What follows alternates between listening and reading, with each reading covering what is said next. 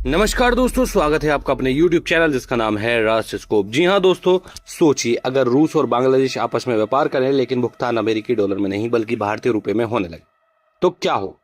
पहली नजर में यह केवल भुगतान का एक नया तरीका लगेगा, लेकिन अगर ऐसा मॉडल वास्तव में बड़े स्तर पर सफल होता है तो यह भारतीय रुपए के अंतर्राष्ट्रीय विस्तार की दिशा में एक महत्वपूर्ण कदम साबित हो सकता है। क्योंकि यहाँ सबसे खास बात यह होगी कि व्यापार रूस और बांग्लादेश के बीच होगा, लेकिन बीच में इस्तेमाल भारतीय मुद्रा का होगा।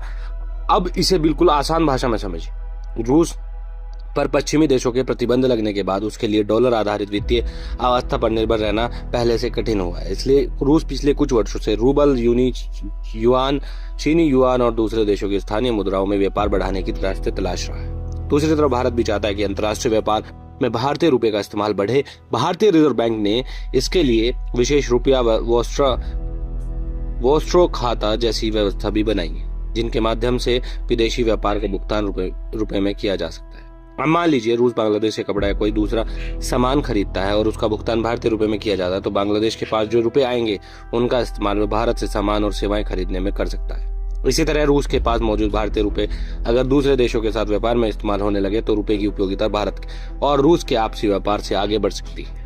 यही इस पूरी कहानी का सबसे महत्वपूर्ण हिस्सा है। किसी मुद्रा की असली अंतर्राष्ट्रीय ताकत केवल उसकी डॉलर के मुकाबले कीमत से तय नहीं होती, उसकी ताकत इस बात से तय होती है कि दुनिया के कितने देश और कंपनियां उस मुद्रा को स्वीकार करती हैं और इसका इस्तेमाल व्यापार, निवेश तथा भुगतान के लिए करती हैं। अमेरिकी डॉलर इसका सबसे बड़ा उदाहरण है। दुनिया का वित्तीय व्यवस्था में डॉलर की भूमिका बहुत बड़ी है और इसके पीछे अमेरिका के विशाल वित्तीय बाजार, मजबूत बैंकिंग व्यवस्था और दशकों में बना अंतर्राष्ट्रीय भरोसा है। अगर भारतीय रुपए का इस्तेमाल विदेशी व्यापार में बढ़ता है तो भारत को कई फायदे हो सकते हैं। कुछ व्यापार में डॉलर खरीदने की जरूरत कम हो सकती है, मुद्रा बदलने पर होने वाला खर्च घट सकता है और भारतीय रुपए की अंतर्राष्ट्रीय मांग तथा उपयोगिता बढ़ सकती है। लंबे समय में इससे भारत को आर्थिक प्रभाव भी बढ़ सकता है, लेकिन यहाँ एक बहुत बड़ी चुनौती, मान लीजिए किसी देश के पास व्यापार करते करते अरबों भारतीय रुपए जमा हो जाए और सवाल है कि वह उन रुपए का करेगा क्या। अगर वह भारत से पर्याप्त सामान नहीं खरीद सकता, भारत में आसानी से निवेश नहीं कर सकता या रुपए का दूसरी मुद्रा में आसानी से बदल नहीं सकता,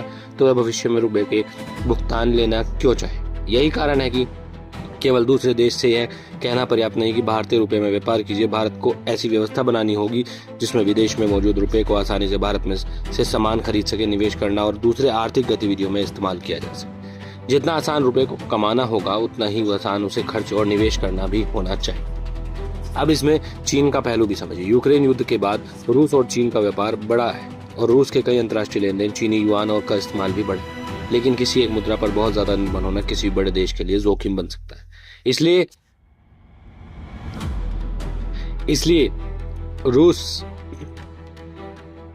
रूस के लिए अलग अलग मुद्राओं में व्यापार करना एक रणनीतिक विकल्प है। भारतीय रुपए भी अब भविष्य में इन्हीं विकल्पों में से अपनी जगह मजबूत बना सकते हैं, लेकिन इसका अर्थ यह बिल्कुल नहीं कि रूस ने चीनी युआन को छोड़कर भारतीय रुपए अपना लिया या डॉलर का समय खत्म होने वाला है। ऐसा कहना जल्दबाजी होगी। डॉलर के पीछे दशकों में बनी विशाल वैश्विक वित्तीय व्यवस्था मौजूद है। भारत के लिए असली लक्ष्य डॉलर को खत्म करना नहीं बल्कि भारतीय रुपए का दुनिया के सामने एक अतिरिक्त और भरोसेमंद विकल्प के रूप में स्थापित करना भी।